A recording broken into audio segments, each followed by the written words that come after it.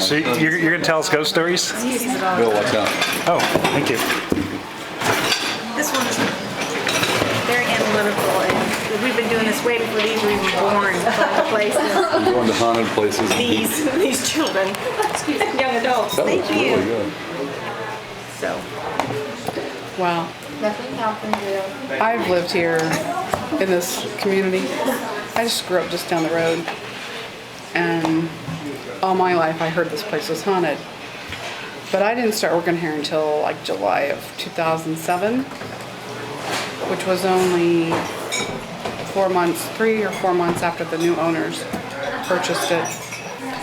But that month that I was here, the end of July of 2007, there was a lady that came and had dinner in the tavern all the time, and she was moving out of state, and she wanted a picture of my bartender Kelly, who's been here 26 years now.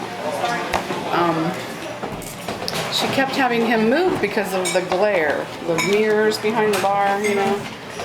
She had him move to get a better picture. When she took her picture of him, there was an image of a woman standing beside him. She had one arm around him, and her other arm was here on his top of his arm, the other arm. And of course the bar was dark. Kelly's image was dark. But she was not. She was all about the color of your jacket. Like a nice light gray color. So it wasn't flesh color, it was an image. And she had a nice high neck dress, her hair up, you know, like a long gown of some kind. Where's this photo? It was on her camera. Oh, she didn't give it to the... No, she left and we were like, oh, please email that to us, you know. Never saw it. Now, there were several of us that saw the actual photo on her digital camera. Actually, it was on her phone, camera phone. She had no clue how to Upload that or download upload that or, yeah, and send it. And when wouldn't she either. left, I thought, me neither. When she was leaving, I feared that she would not be able to accomplish that. But Wow. that definitely, So that was in the last couple of years? yeah, that was before I even did much research, you know. And, you know, I looked at Kelly like, of course, he was clear at the other end of the bar, standing there like, he said, oh, Kelly, you have a guardian angel. I was trying he to make, thinks it's just an image on the camera. I was trying to make light of it because he was freaked. He was a little bit freaked out about it, you know. Yeah. I mean, it was plain as day. You could see this woman. Now, things happen all the time here. Okay, unexplainable things. And we blame it on Effa. Effa? Effa. Is that the woman who killed herself? I don't believe she did.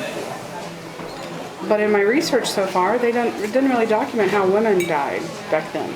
Oh, really? Effa and Stanley Watson built this tavern in 1837. They were given this land by her parents, which was the Mentors, the Mentor family. They migrated here from Kentucky. They gave them a 36-acre tract of land out of 6,000 acres, and they built the Red Brick. And she died 2 years later, and she was young.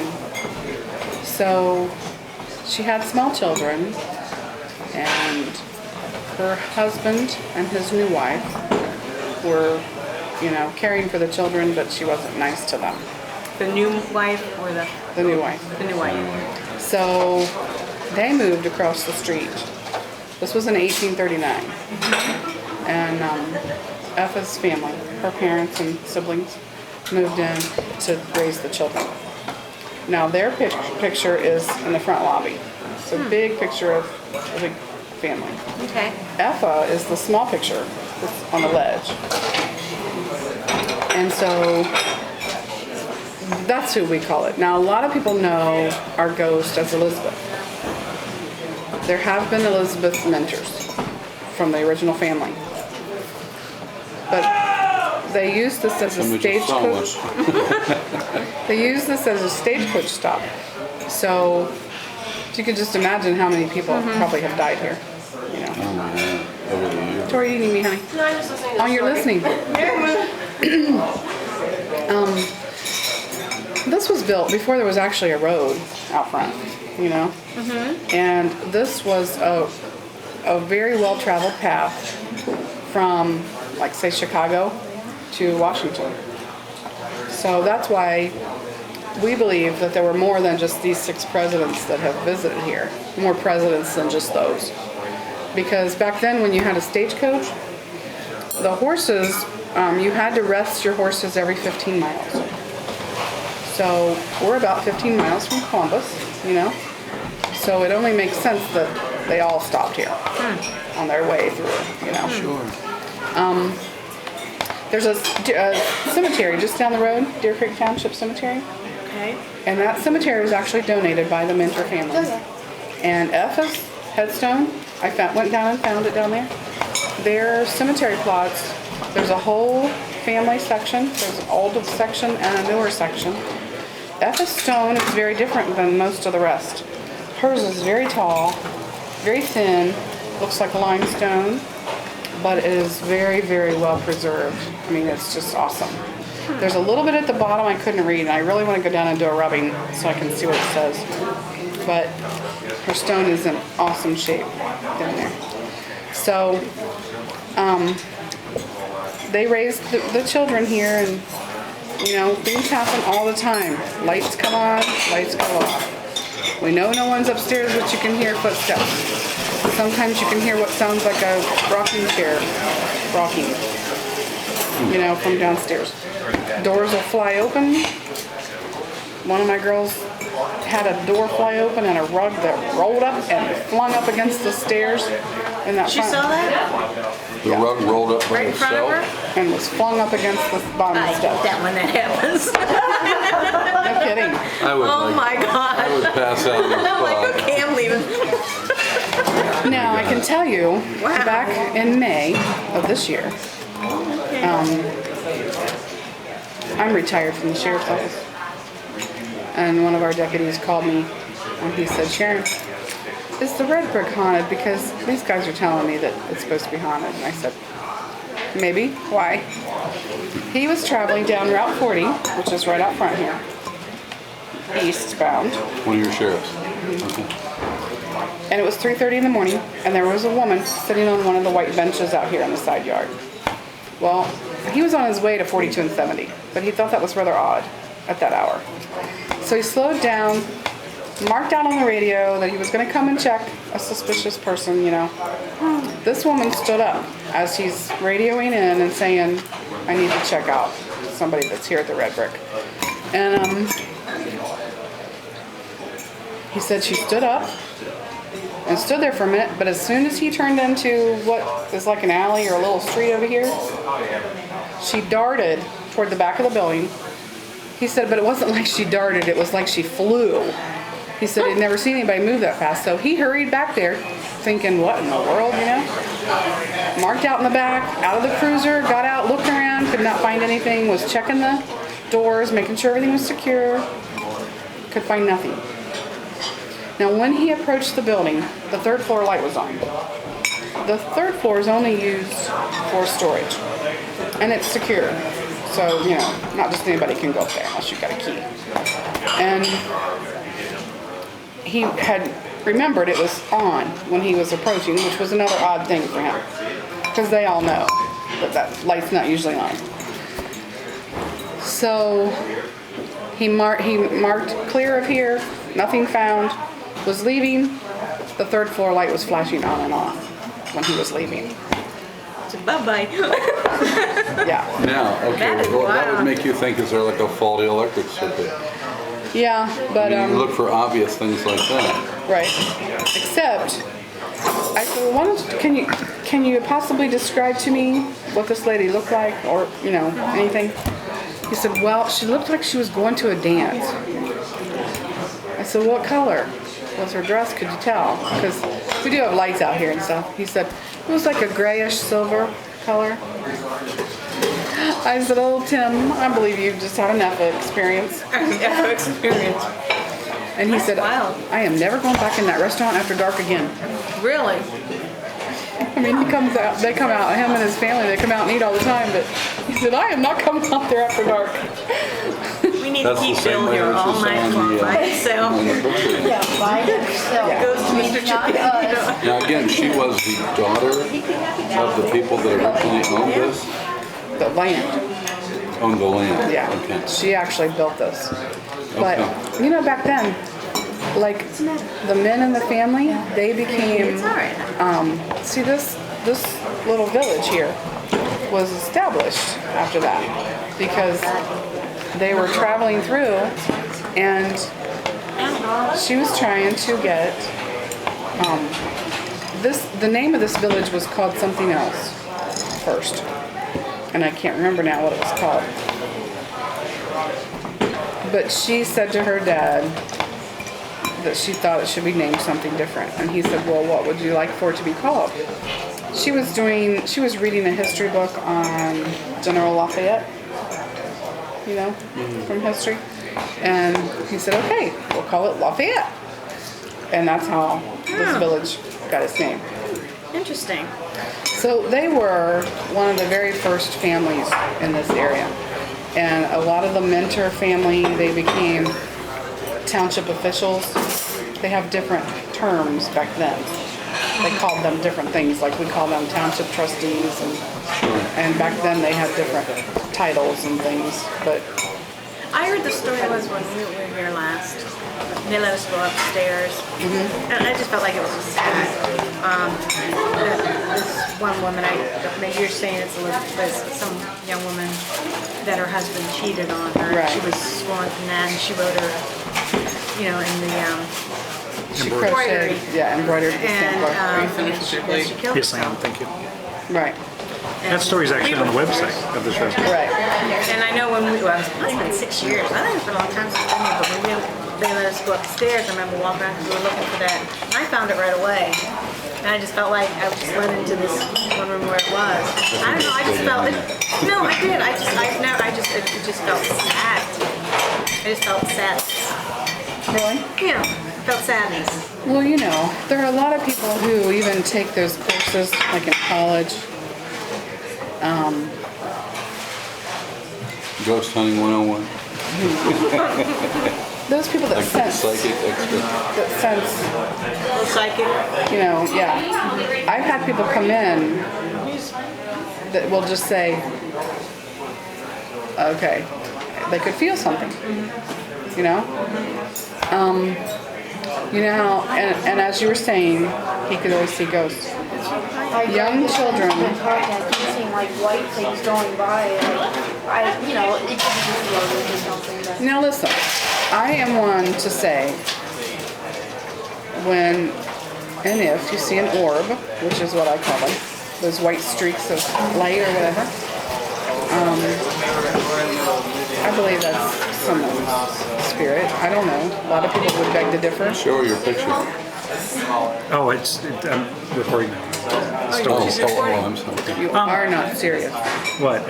If you only had a clue how much I hate cameras. That's a good thing. Oh my god. Oh, you should have told her. That's why I didn't, because I didn't want anybody to be embarrassed by it. I would be like, you know, I was in there doing paperwork and I'm like half asleep. I've been trying to stay awake all evening. The embroidery, is there any truth to that story? That has been a story forever and ever, okay? And it says, remember me, and it says it was stained blood red, and it's very difficult or hardly visible to read. Now, I have heard that story since I was young. So it could very well have, you know, some substantiating history. Now, the story they told me here is probably about 10 years ago, was that the upstairs, the second floor up here, oh thank you, used to be bedrooms, but they knocked the walls out to make a big open restaurant. Well, according to the history, this tavern had about 24 rooms back when people used to stay here. You had 24 rooms? Yeah. I've had a hard time figuring that out. I've gone up and I've studied and I've looked and I've, you know, but I will tell you, the front lobby there was actually the original tavern. Really? That little It room? was very small because women were not permitted in the tavern then. So half of the actual tavern was the parlor. So the women would go to the parlor. And Is that have where the bar tea. is now, or? Okay. Yeah. Now that was bigger. Yeah, women got the bigger. Yeah, that's true. I mean, look at that picture right there, even. But was the No. third floor used for the residents of the people living? Right. Okay. Yes. So the second floor and this floor were the rooms where people would stay? Right. Okay. This floor, actually, the first section there to the wall where you can see there's a division, that first part there, actually the second part from the front, part of that was a bedroom and part of it was an office. And then the remaining portion from that little wall back this direction was the dining room. And back then they had real long tables and benches, and they had a real big, huge dinner bell outdoors. And they rang the dinner bell when dinner was ready, and everybody came at the same time and ate. So they didn't have individual tables and things. Like a bed and breakfast. This room over here is what we call our president's room, and that was a porch. And that was built in at about the early 1940s. And may I say something? Has anybody ever reported somebody that looked kind of like a Caucasian man with like brownish hair and like a mustache kind of facial hair or anything? No. When I first walked in, I saw something that, it could, I don't know. He saw something he described just like that in the bar and walked in the door and looked in at the door first. And he said, I'm just kind of like used to seeing stuff because I see it so much. Do you really? Yeah. Now, so when you saw this person, did this person look like a person like me? No. more Looks like just an image? Yeah, it was a person, and it just kind of not happy or sad, but maybe just maybe depressed or something, like maybe like one of those like kind of suits where you have the suit and you don't have to put on double vest or something, and just kind of like sitting there going like that, and just kind of just all in the room by themselves or something. Right. I don't know, but just when I don't see like actual images like a lot every day, but I'll see like white things just like go by. Like I was thinking about like I went to the St. Paul Camp State. It's like cemetery for the war veterans. that's Sullivan Avenue. The guy that we bought apartment from was telling us about it. It's just right in as you go on Broad Street. Let's say you come down Wilson Road and turn left on Broad Street, you're going to come over an underpass. He said there used to be a Confederate prison around through there. Well, I was looking all over the place for that and couldn't find it. But I flagged down a car that went by and said, is there any kind of like a encampment, a prison type thing? And she said, no, you want to turn left on Sullivan and go down about a half an hour. There's a big cemetery down there. Okay. And he said for me to take him to the cemetery and see if he actually saw anything, because people Sure enough, I report went- they see things all the time, and he did see And something. sure enough, well, first of all, like there's like too many cemetery stones. Like people were saying that this guy said that they had to bury people, face down or something. Like, Headstones right smack next to and each they all other. had names that said like J.B. Gordon Honey, and stuff they like said that. they would bury people standing up. There's so many people they would bury them standing up. So the stones are right smack next to each And they other. are. There's so many, but like in the middle of all of them, there's at least a few thousand, I would say. Like, No, honey, there's probably about 150 maybe. no, Dad. No, trust me, I'm engaged. About 150. They're on there. There's no. But I saw this like person in the back, but the main thing that said made me leave it. I wanted to stay longer, but I went out and just stared there and was just waiting for something. This big, huge, like white thing, like maybe 3 or 4 times that somebody dies or something, or like a big orb or something came behind me, and I just said, Dad, we have to go. It scared him. And I like, can tell you, anything we've ever encountered here has not really scared any of us. It's like one time when I was young at our house, like I saw this like angel that came down. I actually saw the wing and everything. That was pretty interesting, and it kind of went back up, and it freaked you out. That it's kind of, I'm so used to it now. It's just not really anything that bothers me. Right. Because you see so many things. The only thing I wondered about that was the fact that we had just put a new outside polling. No, Dad. No, I saw the wind The and light everything. was coming through the window, and I wondered if it was playing, and but he swears he saw it. I mean, he describes it to the T, and